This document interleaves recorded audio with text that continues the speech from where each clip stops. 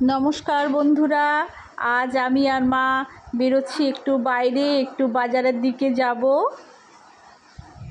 একটু আগে পর্যন্ত প্রচণ্ড ঝড় বৃষ্টি ছিল, তো ভাবলাম যে বেরোতে পারবো কি না, কিন্তু এখন ওয়েদারটা ঠিকই আছে, তো চলো বেরোই।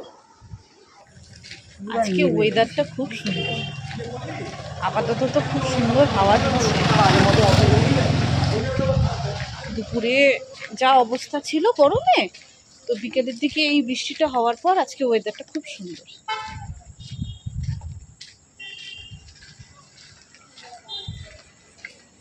চল, আজকে না ভেবেছি যে ওই বাজারটাতে না সুন্দর সুন্দর মাছও বসে, তো আজকে ভেবেছি একটু মাছের প্রতি না মানে বিশেষ লোভ গিয়েছে, কারণ আজকে দুপুরে তো মাছ হয়নি, দুপুরে তো ডিম খেয়েছি।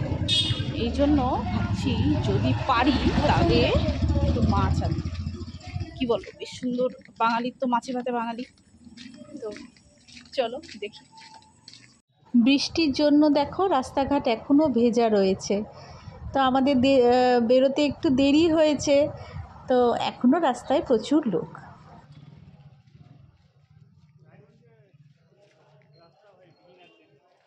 চলে এলাম আমরা বাজারে। তো আজ তো অনেকটা রাতই হয়েছে, কোনো দিন তোমাদের সন্ধেবেলায় নিয়ে এসে দেখাবো। চারিদিকে একদম পরিপূর্ণ থাকে, এত সুন্দর লাগে না দেখতে। চলে এলাম আমরা মাছের বাজারে, দেখি কি কি মাছ উঠেছে। ইলিশের দিকেই চোখটা যায়। এই দেখো কি সুন্দর ইলিশ, দেখলেই মন ভরে যায়। কে কে ইলিশ ভালোবাসো কমেন্ট করে জানিও তো। আজকে তোমাদের সাথে একটা কথা শেয়ার করব। এই পানের দোকান দেখছো, এই কাকুর দোকান, এই কাকুর দোকানে না আমি ছোটোবেলায় বাবার সাথেও আসতাম, মানে যখনই এখানে আসি এই কাকুর দোকানেই আসি। আর এই কাকুর ব্যবহার কথাবার্তা এত সুন্দর, তো আমাদের পুজোর পান, মায়ের পান সব ওখান থেকে। কাকুর দোকানে আরেকটি বৈশিষ্ট্য হলো, যখনই আমি যাই একদম প্রথমেই হচ্ছে আপ্যায়ন হয় মিষ্টি পান দিয়ে, আর আমার তো প্রিয়। বাজার করা কমপ্লিট, এবার চলো তাহলে আস্তে আস্তে বাড়ি ফিরি।